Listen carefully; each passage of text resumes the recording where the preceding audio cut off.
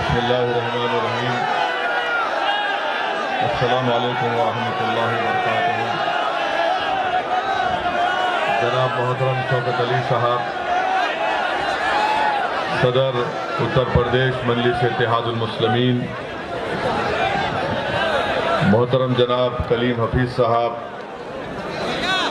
दिल्ली के मजलिस इत्तेहादुल मुस्लिमीन के सदर, मोहतरम जनाब वारिस पठान साहब, साबिक़ा रुकनी असम्बली मुंबई, मेरे भाई जनाब पवन राव अम्बेडकर साहब, फरहान जुबैरी साहब, मेहताब चौहान साहब, मोहतरम इमरान बॉबी साहब, गुलाम साबिर साहब और ऐन अंसारी साहब जो ज़िला सदर हैं, शाहीन रज़ा साहब, आसिफ शेख साहब, गुलफाम सैयद साहब, इमरान अजहरी साहब, इस्लाम कुरैशी साहब, मोहसिन कुरैशी साहब, तौफीक प्रधान साहब, शुजा नकवी साहब, जनाब समीर जमाली साहब, मुनीर अहमद साहब, मेजर रहमान साहब, जनाब रिजवान खान साहब,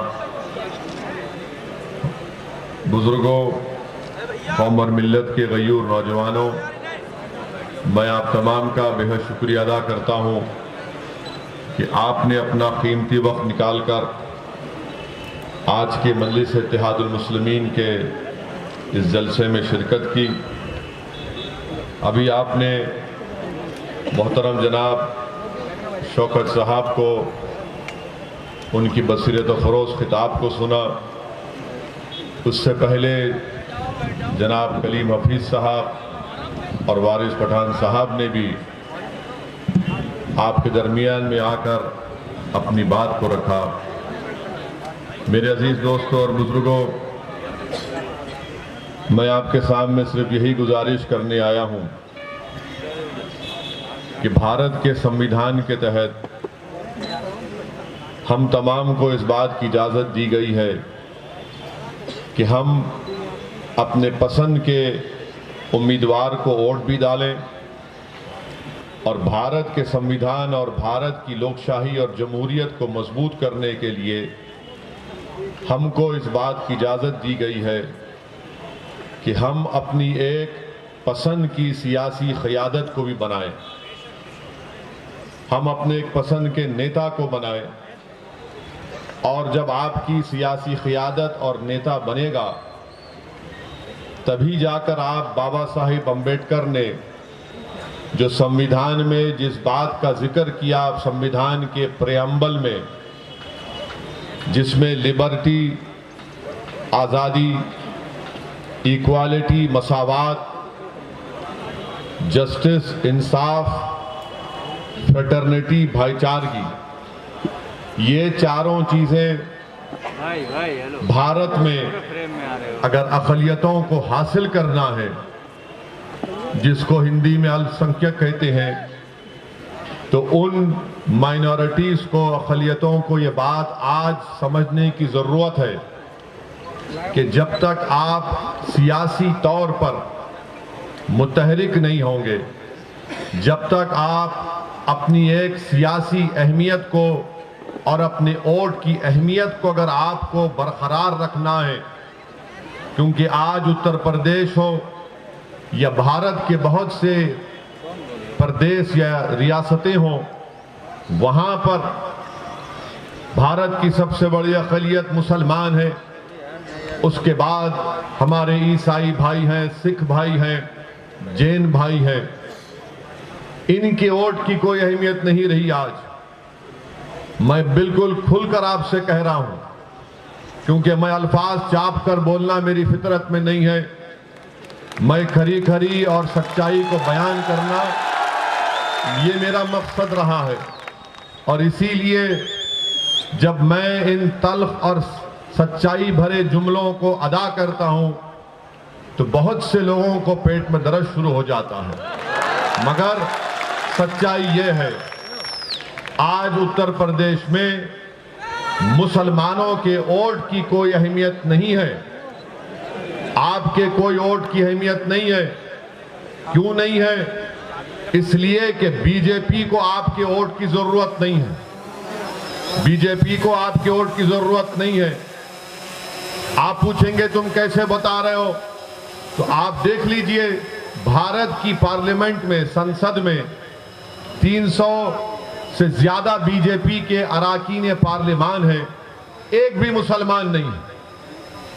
उत्तर प्रदेश में इनके 300 एमएलए हैं, एक भी मुसलमान नहीं है।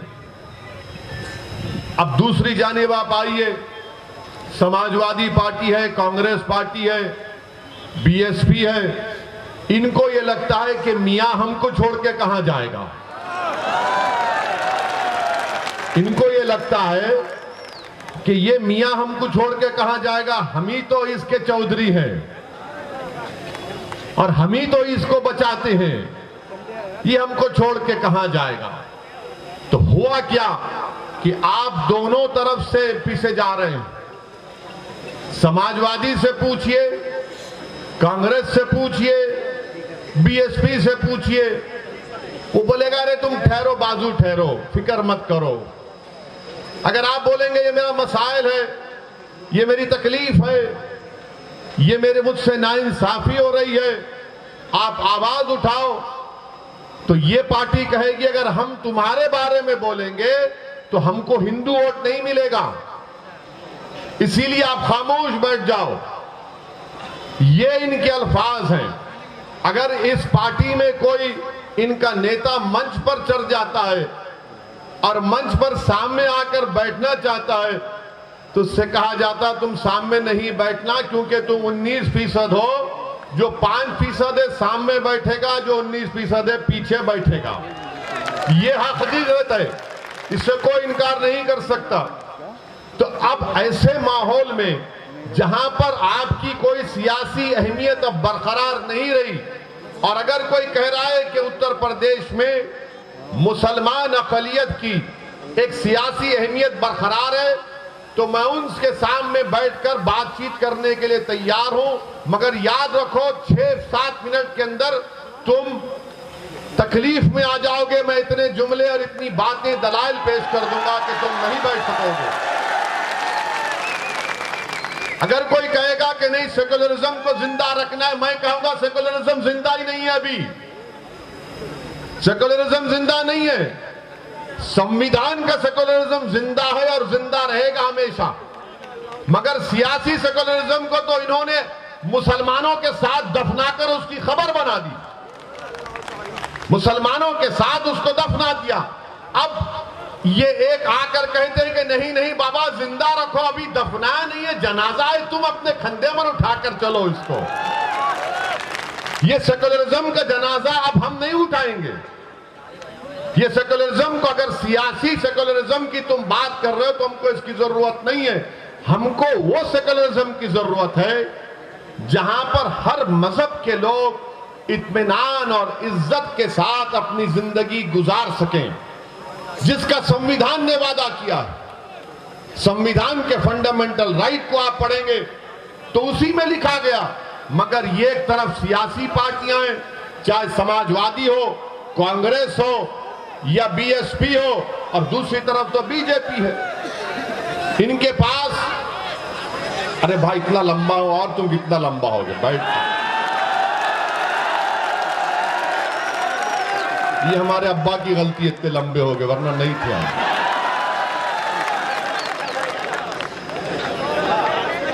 तो मैं आपको बता रहा था कि ये सेकुलरिज्म के नाम पर आपके पास आते हैं। अच्छा, अब समाजवादी पार्टी क्या कर रही है?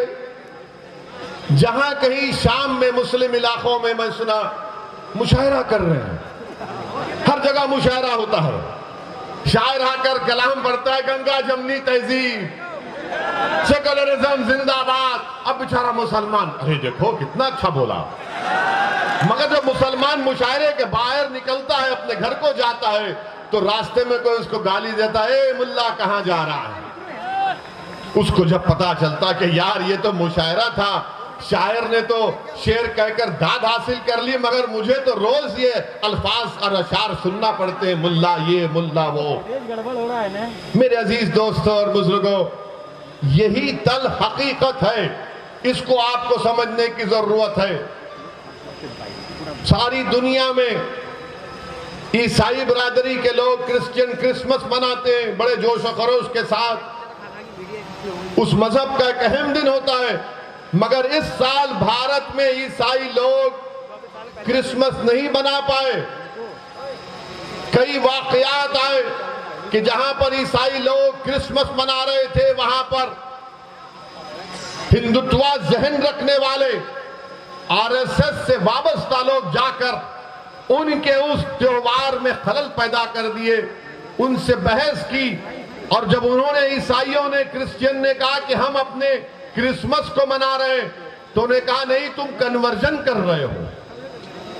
कोई नहीं बोलता इसके ऊपर। इसीलिए मैं कह रहा हूं, याद रखो आप कि जब तक अक़लियतें अपनी सियासी अहमियत को बरकरार अगर रखना चाहते हैं, तो सबसे पहले आपको अपने दिमाग से ये पॉलिटिकल सेकुलरिज्म को निकालकर एक कचरे की कुंडी में फेंकना पड़ेगा।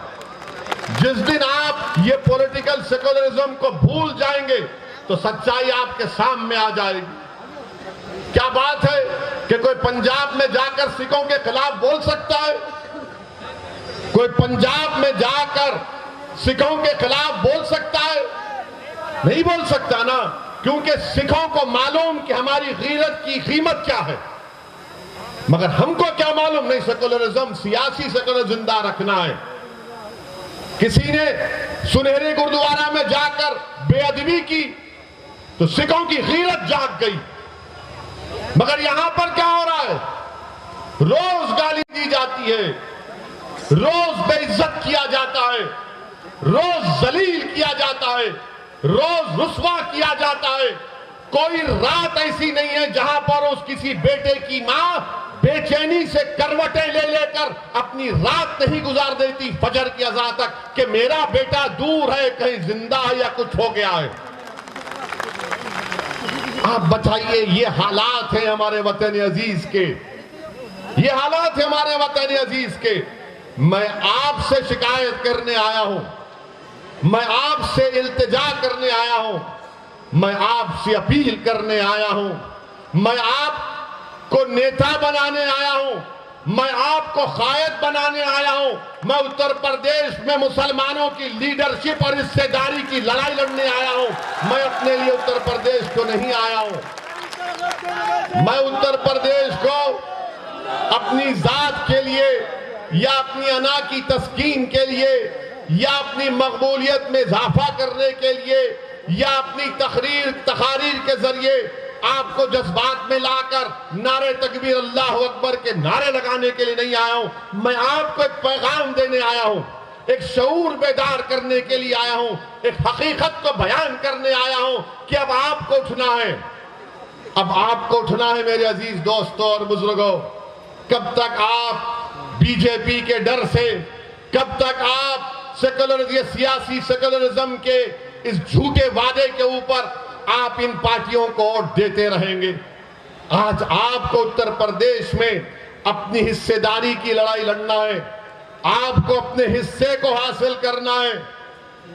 अगर आप ऐसे ही इनके इस्तेसाल का शिकार हो जाएंगे, जिसको अंग्रेजी में कहते हैं पॉलिटिकल एक्सप्लॉयटेशन किया जाता है, तो बताइए क्या हासिल होगा फिर?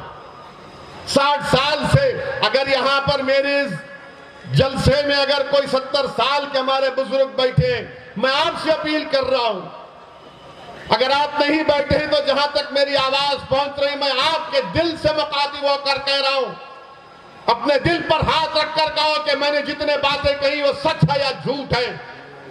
कब तक आप इन लोगों के दिल फरेब बातों में आकर ये सियासी सेकुलरिज्म के नाम पर वोट देते रहेंगे?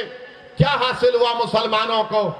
क्या तुमको मालूम उत्तर प्रदेश के मुसलमानों, तुम्हारी गरीबी का आपको मालूम आपकी गरीबी क्या है? उत्तर प्रदेश में 2% भी मुसलमान ऐसे नहीं है जिनके पास 2 एकड़ से ज्यादा जमीन हो। 2% भी नहीं है, 1.70, खाली 1.70% मुसलमानों के पास 2 एकड़ जमीन है। आपके पास तो वो भी नहीं, मगर आपके दिमाग में डाल दिया गया ये पॉलिटिकल सेकुलरिज्म को वोट डालो। क्या आपको मालूम उत्तर प्रदेश के माँ बाप, मुस्लिम माँ बाप से कह रहा हूं कि 71% मुसलमान बच्चे या तो अनपढ़ हैं या फिर सिर्फ प्राइमरी जमात तक पढ़े। कौन जिम्मेदार है? मैं जिम्मेदार हूं उसका। मैंने जाकर कहा था कि स्कूल मत खोलो, मैंने जाकर कहा था कि जमीन मत बांटो। बताओ इसका हिसाब कैसा लिया जाएगा? किससे जवाब हासिल करेंगे? उत्तर प्रदेश की जेलों में 28% मुसलमान अंडर ट्रायल हैं। शौकत ने सही कहा, स्कूल खोलने की जगह थाना खुल जाता है, अस्पताल की जगह शराब खाना खुल जाता है। क्यों खुलता है? क्योंकि आपकी सियासी अहमियत नहीं रही। इनको मालूम कि मुसलमान को सिर्फ जज्बात में ला लो। मैं आपको यकीनन जज्बात में लाने के लिए कह रहा हूं, मगर जज्बात का इस्तेमाल ठोस काम के लिए होना चाहिए। और जितने मुसलमानों को आपने वोट दिया है माजी में, वो या तो बड़े बड़े फाइनेंशियल पावर रखने वाले दौलतमंद थे या फिर कोई और थे जिनका जमीन से कोई ताल्लुक नहीं था, जिनका गरीब मुसलमान नौजवानों के ख्वाबों को पूरा करने से इनका कोई मतलब नहीं था। इनको सिर्फ इलेक्शन जीतने से मतलब था। वो ये समझते थे कि हम जीत जाएंगे तो बस काम हो गया। मैं ये कह रहा हूं कि मैं मिटने तैयार हूं, मगर तुमको जीतना है इंशाअल्लाह ताला। हम मिटेंगे एक दिन इंशाअल्लाह ताला। हम सब मिटने के लिए आए, जमीन की ग़िज़ा बनने के लिए आए। कोई यहां पर ज्यादा जिंदा नहीं रहेगा। ये तो अल्लाह को मालूम कि कौन कितनी हयात लेकर आया, मगर हर एक को मौत का मजा चखना है। मगर मेरे अजीज दोस्तों और बुजुर्गों, क्या जिंदगी आप कैसे गुजार रहे हैं? किस मकसद के लिए गुजार रहे हैं? कैसे आपका वक्त चला जा रहा है? कैसी आपकी जवानी को बर्बाद कर दिया जा रहा है? ये मजलिस इत्तेहादुल मुस्लिमीन आपके दरमियान में आकर यही इन बातों को रखती है ताकि आप में एक शऊर बेदार हो जाए। आपने सुना, पढ़ा और देखा कि काशगंज के अल्ताफ को पुलिस स्टेशन में जान से मार दिया गया। कोई नहीं जाता अल्ताफ के पास, उसके घर वालों के पास। वो पुलिस स्टेशन में ले जाकर नल की टूटी से कहा गया कि उसने खुदकुशी कर ली। क्या कोई 3 फीट की नल की टूटी से खुदकुशी कर सकता है? मगर अल्ताफ की जान ले ली गई। वही एक गुप्ता साहब जिनका गोरखपुर में पुलिस ने उनको मारा तो मुख्यमंत्री पहुंच गए, अखिलेश पहुंच गए, घर को पहुंच गए। अरे तुम्हारी जिंदगी की अहमियत नहीं है, तुम वोट की क्या बात कर रहे हो? तुम्हारी मौत मौत नहीं है, दूसरों की मौत मौत है।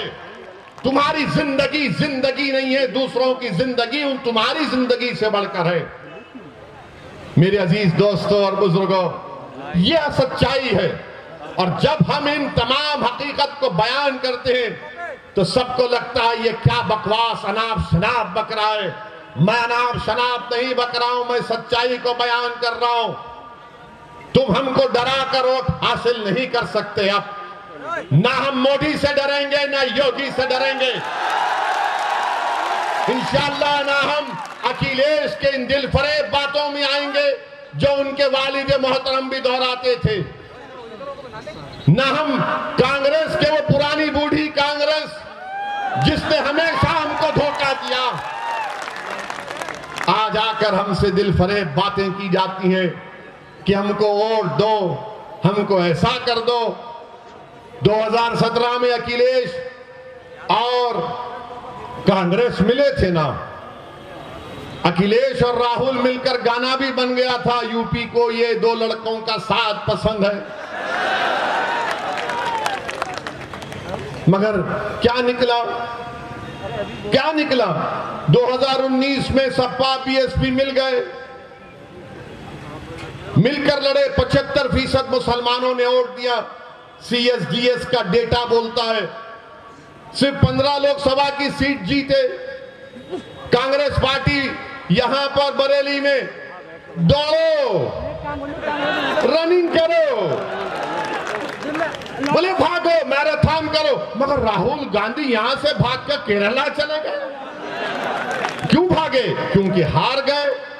जब राहुल गांधी हार गए, जब अखिलेश और बीएसपी हार गई, आपने कभी सुना इनकी जबान से कि हम हारे इसलिए कि हमको हिंदू भाइयों ने वोट नहीं दिया? कभी सुना आपने? कभी सुना आपने कि समाजवादी, बहुजन समाज और कांग्रेस को जो 2019 में, 2017 में, 2014 में यूपी में जो हार हुई, कभी उन्होंने कहा कि हमको यादवों ने वोट नहीं दिया? उन्होंने कहा कि हमको पासियों ने, वाल्मीकियों ने, धोबी ने वोट नहीं दिया, कि हमको ब्राह्मणों ने वोट नहीं दिया, हमको ठाकुरों ने वोट नहीं दिया, हमको हमारे बनिया कम्युनिटी के भाइयों ने वोट नहीं दिया? नहीं बोलेंगे। क्यों नहीं बोलेंगे? और जब मंजलिस इलेक्शन लड़ रही है, मुस्लिम वोट, मुस्लिम वोट, मुस्लिम वोट, ऐसा पड़े हैं जैसा कि तुम्हारे बाप का खजाना है मुस्लिम वोट। क्या चुनाव में सिर्फ मुसलमान वोट डालता, दूसरे नहीं डालते? दूसरे नहीं डालते वोट? क्या हम ही वोट डालते? अब ये मीडिया के लोग कहां जा रहे हैं? अब आप कहां जा रहे हैं? अब के बाहर सिराते मुस्तकीम के रास्ते पे जा रहे हैं।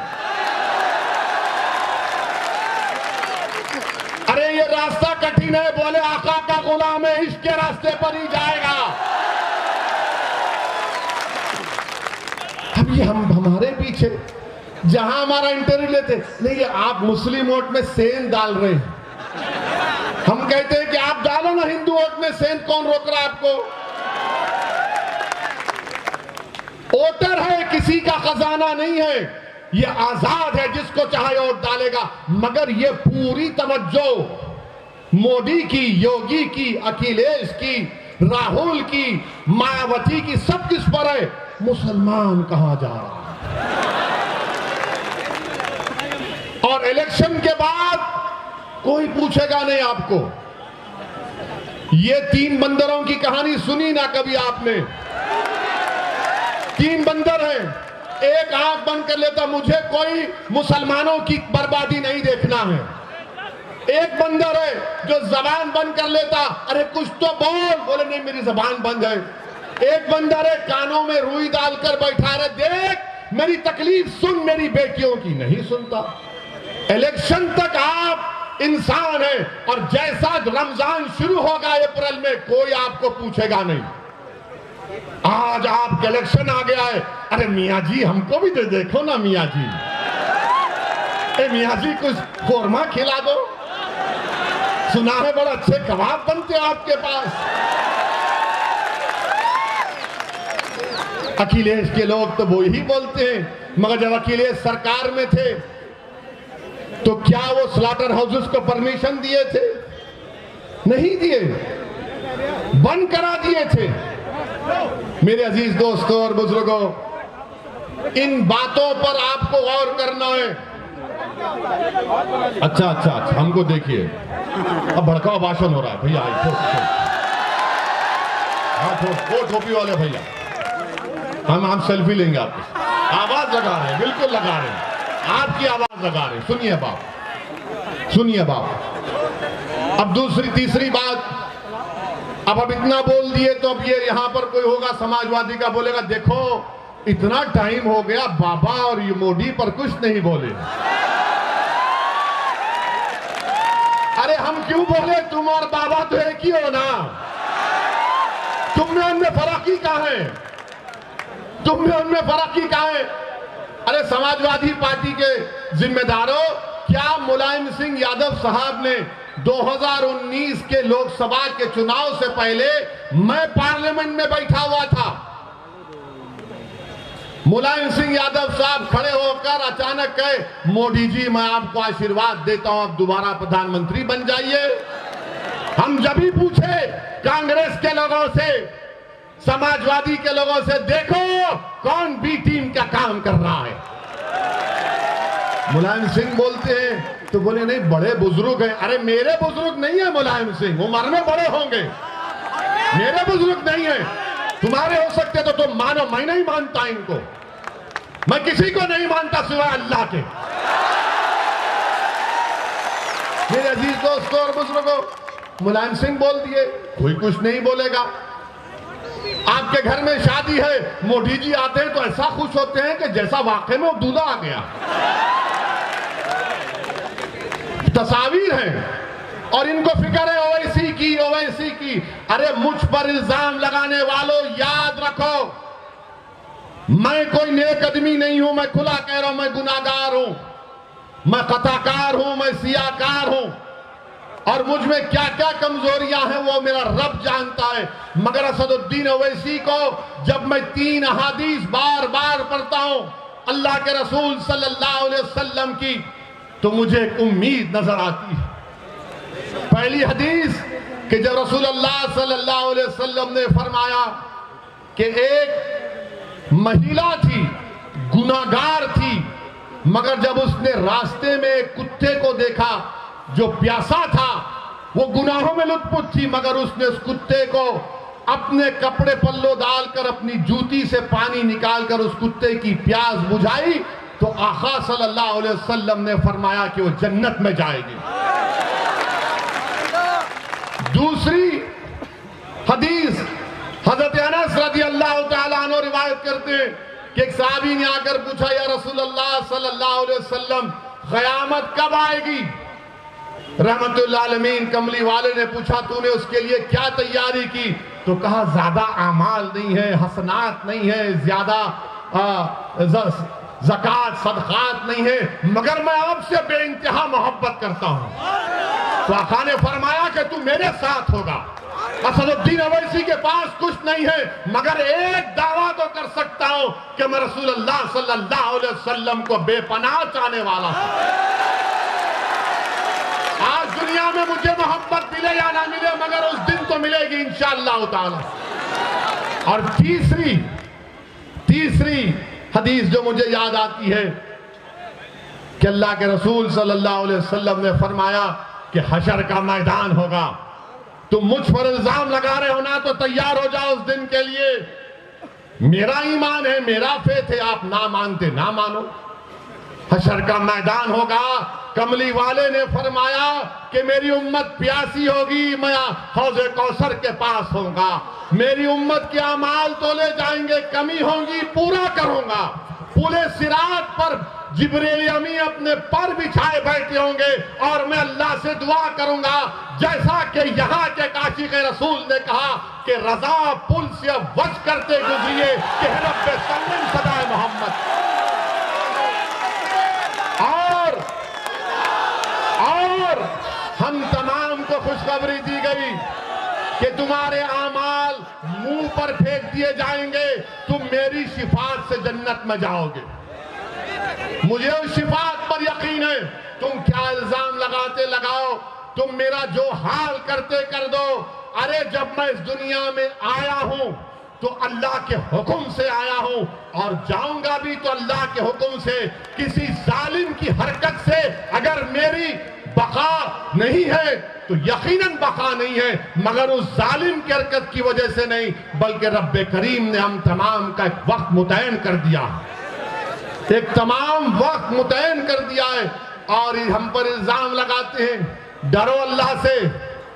सिर्फ इतना ही कहना चाहूंगा तुमसे, तुम्हारे कोई इल्जामात की मुझे फिक्र नहीं है, मगर जिस तरह से ये बकवास कर रहे हैं, इससे अंदाजा हो रहा कि इनके पेट में दर्द नहीं, बल्कि इनको अब लग रहा है कि बाबा कुर्सी तो हमसे छीन ली जाएगी। इनको नजर लग रहा है कि अब बहुत दूर इनको गुमनामी के वादियों में इंशाअल्लाह ये चले जाएंगे। और यहां पर क्या किया योगी आदित्यनाथ की सरकार ने? बरेली में अमित शाह आए थे, गनीमत यहां पर निजाम की बात नहीं की, वरना हम राज की बात कर देते उनके सामने। क्या यहां पर आप लोगों का मुतालबा नहीं है कि एक बरेली का जो डिग्री कॉलेज है, पूरी बरेली की जनता इस बात का डिमांड और मुतालबा कर रही है कि यहां पर सुभाषगंज में एक बच्चियों के लिए अलग डिग्री कॉलेज बनाया जाए, नहीं है। इनको सिर्फ हिंदुत्व की फिक्र है।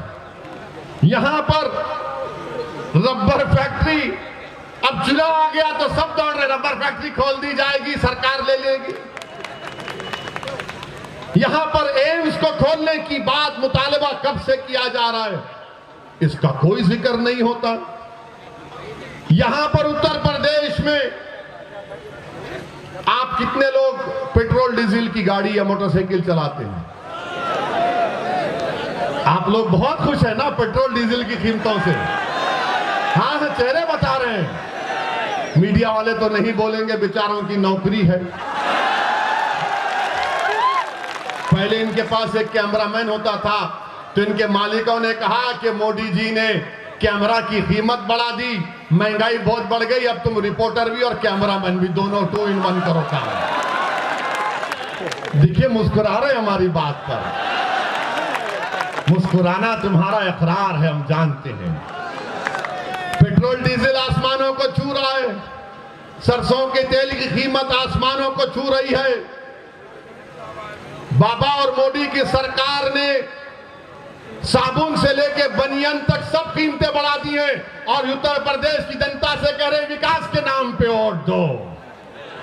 काशी को हमने डेवलप कर दिया, उसके नाम पर वोट दो। आज उत्तर प्रदेश में मैं बीजेपी से पूछना चाह रहा हूं, योगी आदित्यनाथ, आप झूठ बोलते हैं, आप झूठ बोलते हैं, मोदी झूठ बोलते हैं, अमित शाह झूठ बोलते हैं और ऐसी सफाई से झूठ बोलते हैं कि सामने वाला झूठ की तहकीक करेगा, सच की तहकीक करेगा और झूठ को सच मान लेगा। क्या 5 साल पहले योगी और मोदी ने नहीं कहा था कि उत्तर प्रदेश में 70 लाख नौकरियां दी जाएंगी? कहा था ना। अच्छा, आप यहाँ नौजवान बहुत है माशाल्लाह से, कितनों को नौकरी की जरूरत है? मीडिया वालों की नौकरी अभी है।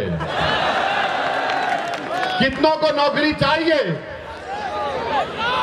अब आप बताओ सच। ये कहते हैं कि हमने 6 लाख को दिया। अरे कितना फेंकते हो यार। 70 लाख नौकरियों का वादा 5 साल पहले किया गया था और 5 फरवरी 2020 की विधानसभा में उठाकर देखो आप, योगी आदित्यनाथ के एक मंत्री ने विधानसभा में खड़े होकर कहा कि उत्तर प्रदेश की अनएम्प्लॉयमेंट रजिस्टर में 33 लाख नौजवानों के नाम है जिनको रोजगार की जरूरत है। झूठ पे झूठ, सिर्फ झूठ पे झूठ। बीजेपी सिर्फ हिंदुत्व के नाम पर इलेक्शन लड़ना चाहती है। बीजेपी मुसलमानों से नफरत और खौफ दिखाकर सत्ता को हासिल करना चाहती है। इनके पास डेवलपमेंट के नाम पर कुछ नहीं है, कुछ नहीं है डेवलपमेंट के नाम पर, मगर बोले जा रहे हैं। अभी आपने सुना कि वारिस पठान ने कहा कि पूरे भारत में तीसरा गरीब प्रदेश अगर कोई है, झारखंड बिहार के बाद तो उत्तर प्रदेश। मगर फिर भी विकास हुआ है। कहां का विकास हुआ है हमको नहीं मालूम। हाँ, विकास किसका हुआ हम जानते हैं, जो नफरत फैलाते हैं उनका विकास हुआ है। जिन्होंने भारत के मुसलमानों का नरसंहार करने की बात की उनका विकास हुआ है। जो भारत के संविधान को, अंबेडकर के बनाए हुए संविधान को अपने संविधान से संघी संविधान बनाना चाहते हैं उनका विकास हुआ है। हरिद्वार में धर्म संसद, हरिद्वार में धर्म संसद, रायपुर छत्तीसगढ़ में कांग्रेस की सरकार, वहां धर्म संसद। क्या बोला जाता है इन दोनों धर्म संसद में? तुमने पढ़ा कभी? उस धर्म संसद में कहा गया हरिद्वार के कि भारत के मुसलमानों का हाल रोहिंग्या मुसलमानों की तरह कर देना चाहिए। हरिद्वार के धर्म संसद में कहा गया कि भारत की मिलिट्री को इस्तेमाल करके मुसलमानों को मारना चाहिए।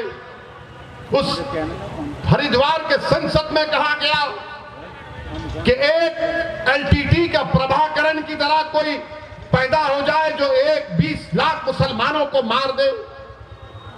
रायपुर में कहा गया छत्तीसगढ़ में कि इंसानियत को बचाना है तो मुसलमानों को खत्म कर दो भारत से। कोई गिरफ्तारी हुई अभी तक? हरिद्वार में गिरफ्तारी हुई, रायपुर में हुई एक की, मगर किस उन्मान पे गिरफ्तारी हुई रायपुर में कि उन्होंने गांधी को नाप शनाप कहा। अरे तुमको अगर गांधी से मोहब्बत है तो सुनो जालिमों, जो धर्म संसद के नाम पर भारत में नफरत फैला रहे हो, गांधी को क्यों मारा गया था? गोडसे ने गांधी को क्यों मारा? इसलिए मारा कि उसने कहा कि गांधी मुसलमानों की ताईद की बात करता है, इसीलिए गोडसे ने एक ज़ईफ आदमी के सीने में गोलियां मार दी। अगर गांधी से मोहब्बत है तो गिरफ्तार करो पूरों को। ये कांग्रेस जो आज ये ड्रामा करती है रनिंग कंपटीशन का, तुम्हारी रियासत में जहां पर तुम्हारी सरकार है, तुम्हारी हुकूमत ने सरकारी फंक्शन में तुम्हारी हुकूमत पैसे देती है, उसमें कहा जाता है कि इंसानियत को बचाना है तो मुसलमानों को मार दो। शर्म आनी चाहिए इन लोगों को, शर्म आनी चाहिए। याद रखो, अगर मुसलमानों को कोई मारेगा तो मुसलमान को नहीं, तुम भारत के दुश्मन हो। मुसलमानों को सफेद से मिटाने की बात अगर कोई भारत में करेगा तो भारत के संविधान का दुश्मन है। अगर कोई मुसलमानों को रोहिंग्या मुसलमानों की तरह उनका हाल करने की बात करेगा तो तुम दुश्मन हो अल्लामा फजले खैराबादी के, तुम दुश्मन हो मुजाहिदीन आजादी के, जिन्होंने इस मुल्क को आजाद कराने के लिए अपनी जानों को कुर्बान किया। तुम दुश्मन हो, तुम नफरत करते हो उन मुस्लिम उलमाओं से जिन्होंने अंग्रेजों की इस गुलामी के खिलाफ जिहाद का फतवा दिया था। मगर हमको मिटाने की बात हो रही है। अगर आज के इस जलसे में असदुद्दीन अवैसी को अनपार्लियामेंट्री अल्फाज या गैर अखलाकी अल्फाज अगर मैं मोदी के बारे में कह दूं या योगी के बारे में कह दूं या फिर बरेली में, यहां पर बरेली में अगर कोई फेसबुक पर कुछ लिख दे तो 4 घंटे के अंदर हजरत पुलिस पहुंच जाएगी उसके घर को और बोलेगी बेटा चल तेरे को दामाद बनाना। मगर ये सब बोलेंगे, ये बोलेंगे तो पुलिस क्यों नहीं करती इनके खिलाफ? इनको दामाद क्यों नहीं बनाती? क्या ये तुम्हारी नाजायज औलाद है जो बकई हरिद्वार है छत्तीसगढ़ में? हम के कानपुर की तकरीर में एक 80 साल के मुसलमान को एक दलित पुलिस के ऑफिसर ने खामोशी से लाकर कागज पर लिख कर दिया कि बोलो इस पर अवैसी तुम। एक 80 साल के मुसलमान को जिसकी दाढ़ी है, उसको एक मुकामी थानेदार ने उसकी दाढ़ी को खींचा, उस पर पेशाब करवाया। तो हमने कहा कि कब तक रहेंगे इख्तिदार की कुर्सियों पर बैठने वाले, चाहे ओवैसी हो, चाहे मोदी हो या योगी हो। तो सबको दर्द हो गया। इसने हिंदू धर्म के खिलाफ कहा, अरे जालिमों, मैं किसी धर्म के खिलाफ ना था, ना कभी हूं, ना कभी रहूंगा इंशाअल्लाह ताला। भारत का संविधान मेरे लिए अजीज है और भारत के संविधान में तो उसको भी इजाजत है जो किसी खुदा, भगवान, अल्लाह, जीसस को नहीं मानता। मगर इनका क्या है? नहीं, हर चीज को इधर जोड़ देते। याद रखो, ये सच्चाई है मेरे अजीज दोस्तों और बुजुर्गों। बीजेपी इस मुल्क में खुलकर हिंदुत्व की पॉलिटिक्स कर रही है, इससे कोई इनकार नहीं किया जा सकता। मगर मैं भारत के मुसलमानों से, हमारे भारत के उन दलित भाइयों से जो अंबेडकर को आज भी अपना आइडियल मानते हैं, हम भारत के हमारे हिंदू भाइयों से जो नेहरू और सुभाष चंद्र बोस की कुर्बानियों को नहीं बोले, मैं उनसे अपील कर रहा हूं कि आपको उठना पड़ेगा, आपको रोकना पड़ेगा। अगर आप समझते हैं कि आपको मदद की जरूरत है तो असदुद्दीन अवैसी आपके साथ कंधे से कंधा मिलाकर खड़े रहने को तैयार है। मुल्क को बचाना है, मगर मुल्क को बचाने का मतलब यह नहीं है जिंदाबाद, आप जिंदा ही रहेंगे इंशाअल्लाह ताला। मगर मुल्क को जब बचाने की बात होती है, ये समाजवादी, कांग्रेस, बीएसपी बोलेंगे देखो देश को बचाना है ना, तो फिर तुम खामोश हो जाओ। हैं? ये खामोशी कैसी होगी? नहीं नहीं तुम कुछ मत करो, तुम खामोश बैठो, हम देख लेंगे। तुम नहीं देख सकते इनको, तुम मुकाबला ही नहीं कर सकते मोदी से। मोदी मंदिर मंदिर कर रहे हैं तो अखिलेश बोल रहे मैं भी परशुराम का मंदिर बनाऊंगा। बोलते हैं ना, आपका मजहब है, चलिए हमको इतराज नहीं है, मगर मुल्क में लड़ाई क्या है? योगी आदित्यनाथ ने अपनी तकरीर में कहा राहुल गांधी के बारे में कि राहुल गांधी किसी मंदिर में गए तो उनको मंदिर के आधार नहीं मालूम था। तो बाबा ने कहा कि ऐसा बैठे कि मंदिर के किसी पुजारी ने कहा अरे ये मंदिर है, मस्जिद नहीं है। मुझे यकीन है कि मंदिर के पुजारी ने इस तरह नहीं कहा होगा, क्योंकि जब किसी की इबादत गाह में जाता है तो खुदा की इबादत करने के लिए जाता है। लोग दरगाह को आते हैं आला हज़रत के, आते हैं ना, तो क्या पूछा जाता है? क्या पूछा जाता है? आते हैं, अकीदत है, किसी मजहब का आता है। मगर योगी ने खैर इजाफा कर दिया। अब सवाल यह पैदा होता है कि भारत में लड़ाई यह है कि सबसे बड़ा हिंदू कौन है? मोदी बोलते हैं कि मुझसे बड़ा कोई हिंदू नहीं है। योगी बोलते हैं कि मैं अब मोदी के बाद का प्रधानमंत्री बनने वाला हूं। राहुल बोलते हैं कि देश में सिर्फ हिंदू ही प्रधानमंत्री बन सकता है, उनका स्टेटमेंट है। अखिलेश बोलते हैं कि मैं ही सबसे बड़ा हिंदू हूं। हम इन तमाम से कहना चाह रहे हैं, दोबारा कह रहा हूं, आप लोग मोदी जी, योगी जी, अखिलेश जी, राहुल जी एक कमरे में बैठकर, वैसे तो बैठते जरूर हैं, बैठते जरूर हैं। हमारे हैदराबाद में कहावत है, मैं तेरी पीठ खुजाता हूं, तू मेरी पीठ खुजा। कहते हैं आप बैठकर तय कर लीजिएगा सबसे बड़ा हिंदू कौन है, मगर वो भी नहीं करेंगे।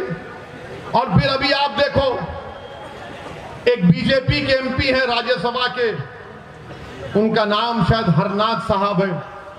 उन्होंने बीजेपी के सदर को खत लिखा और कहा कि श्री कृष्णा मेरे ख्वाब में आए और मुझसे कहा कि बाबा योगी आदित्यनाथ को मथुरा से विधानसभा का चुनाव लड़ाओ। तो अखिलेश भैया बोले हाँ मेरे ख्वाब में भी आए थे। अखिलेश ने कहा मेरे ख्वाब में भी आए थे और आकर मुझसे कह दिया कि तू ही सत्ता में आ रहा है। अब आप बताइए, पार्लियामेंट संविधान में आर्टिकल 51 है जो कहता है कि इंसान को मजहबी रह सकता है, नहीं भी रह सकता है, मगर एक साइंटिफिक टेम्परामेंट डेवलप करना है, एक साइंटिफिक टेम्परामेंट। उत्तर प्रदेश का चुनाव हो रहा है या किंडरगार्टन का कोई ड्रामा हो रहा है यहां पर? इनको ख्वाब में ये दिख कर आए, इनको ख्वाब में वो दिख कर आए। तो मुसलमान के ख्वाब क्या है बोलता हूं मैं आपको। हमारे ख्वाब तो छोड़ो, हर मां रात भर सोचती है कि कल खाना क्या खिलाऊंगी मेरी बच्चे को। हर बीवी ये सोचती है कि कल जब मेरा शौहर घर से निकल कर जाएगा, जानवर बेचने गांव में जाएगा, तो क्या जिंदा वापिस आएगा या लाश उसकी आएगी। हर बेटा ये देख रहा है कि मेरी आमदनी कम हो गई, इतनी कम हो गई कि मैं आज के इस उत्तर प्रदेश और भारत में अपने बाप से कम आमदनी को कमाता हूं। हर बेटी ये फिक्र में है कि मैं कॉलेज नहीं जा सकती इसलिए कि मेरी इज्जत लूट ली जाएगी, इज्जत लूट ली जाएगी। मैं उत्तर प्रदेश के मुसलमानों को पैगाम देने आया हूं। मैं आपको खोलकर कह रहा हूं कि आपको ख्वाब देखना है अब इंशाअल्लाह ताला, आपको ख्वाब देखना है इंशाअल्लाह ताला। मगर कोई कहेगा ओवैसी अगर ख्वाब को बयान कर दूंगा तो कहीं समाजवादी और कांग्रेस और बीजेपी मेरे ख्वाबों को चुकनाचूर तो नहीं कर देगी। नहीं करेगी इंशाअल्लाह ताला।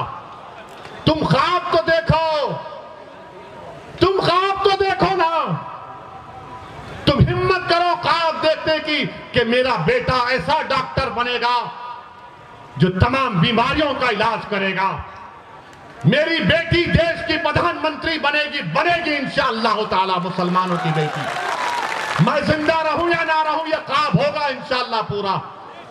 तुम ख्वाब देखो कि मेरा बेटा या बेटी साइंटिस्ट बनेगी तो वो कैंसर की दवा निकालेगी, मेरा बेटा या बेटी वकील बनेगी तो दलितों पर, मुसलमानों पर, हिंदुओं पर, आदिवासियों पर जुल्म होगा तो उनके हक के लिए लड़ेगा, दुनिया का मायनाज वकील बनेगा। ये ख्वाब देखो आप, इन ख्वाबों को देखना है आपको।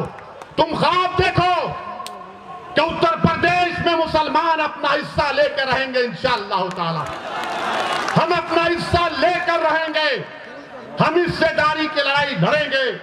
तुम ख्वाब देखो कि उत्तर प्रदेश की विधानसभा में असदुद्दीन ओवैसी से ज्यादा काबिल और नेक ऐसे हमारे 15 एमएलए जाएंगे जो हमारी बात करेंगे, गरीबों की बात करेंगे, ईसाइयों की बात करेंगे, मुसलमानों की बात करेंगे, कमजोरों की बात करेंगे, बेवाओं की बात करेंगे, यतीमों की बात करेंगे, पुलिस के जुल्म का शिकार होने वालों की बात करेंगे।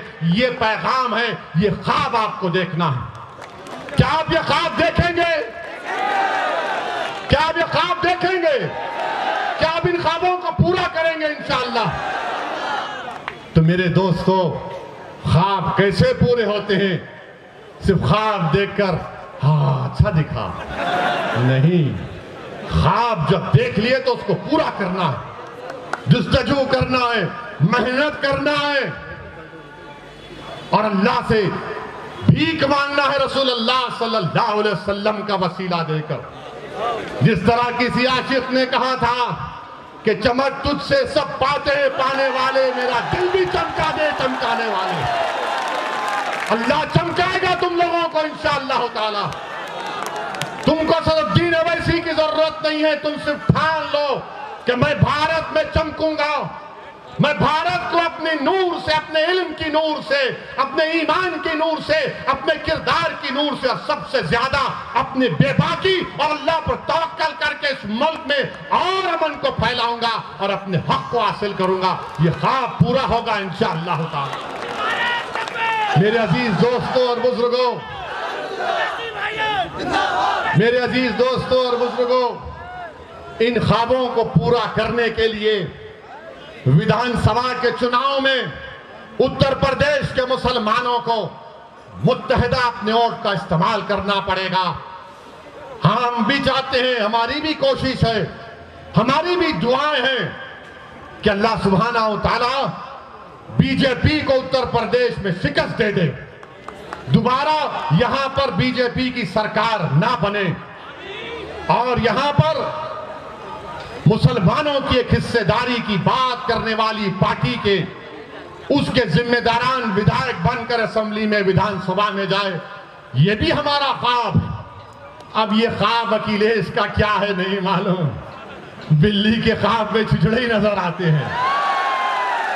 ये कहावत है, कहावत है, उनके ऊपर नहीं बोल रहे हैं। मगर अब आपको अपने ख्वाबों को अगर पूरा करना है तो अखिलेश को उठाना है, उठो। अब हम उठ चुके हैं, अब तुम हमको धोखा नहीं दे सकते। आप हिला के रख दो बीजेपी और योगी को जमहूरी तरीके से कि हम बेदार हो चुके हैं, ये हमारे ख्वाब है, हम उसको पूरा करेंगे इंशाअल्लाह ताला। और याद रखो, अगर तुम अपने आप को नहीं बदलोगे तो अल्लाह तुमको नहीं बदलेगा। जो कौम बदलने के लिए तैयार हो जाएगी, रब्बे कायनात तुमको बदल देगा, दुनिया को तुम्हारे सामने बदल देगा। मेरे अजीज दोस्तों और बुजुर्गों, यही चंद अहम गुजारिशात मुझे आप तक कहना था। मजलिस का साथ दीजिए, ये आपकी पार्टी है, मेरी जिंदगी का कोई भरोसा नहीं। कोई कहता है गर्दन उठा देंगे, भाई जो करना है करो, जो करना है करो, मगर मेरा भी एक ख्वाब है, शायद आपका भी ख्वाब होगा कि इस दुनिया से जाने से पहले अल्लाह हमको ख्वाब में रसूलुल्लाह सल्लल्लाहु अलैहि वसल्लम का दीदार करा दे। मेरा भी ख्वाब है कि जब रूह निकली जाएगी तो मेरी जबान पर अशहदु अल्ला इलाहा इल्लल्लाह व अशहदु अन्ना मुहम्मदुर रसूलुल्लाह रहे। तो मेरे साथ लगाइए नारा, नारे तकबीर, नारे तकबीर, नारे तकबीर। अस्सलाम वालेकुम व रहमतुल्लाहि व बरकातहू। व आखिरु दावाना अल्हम्दुलिल्लाहि रब्बिल आलमीन।